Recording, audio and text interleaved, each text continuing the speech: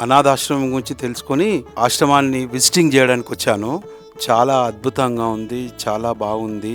తర్వాత చాలా నీట్‌గా ఉంది. ఈ బిల్డింగ్ ఈ మధ్యనే కట్టారట. ఇన్‌ఫ్రాస్ట్రక్చర్ చాలా బాగుంది. చాలా నీట్‌గా ఉంది. ఈ సంకల్పం ఎవరైతే తీసుకున్నారో వారికి నా హృదయపూర్వక ధన్యవాదాలు తెలియజేస్తున్నాను. ఎందుకంటే మామూలుగా బిచ్చగాళ్ళు, అనాథలు ఎవరైనా ఉంటే వాళ్ళని చూడడం డిఫరెంటు.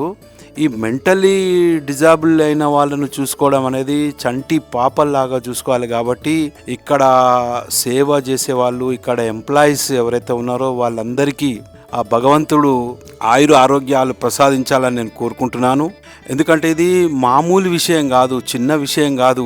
ఇక్కడ నేను చూసినప్పుడు చాలామంది మెంటలీ రిటైర్డ్ ఉన్నారు.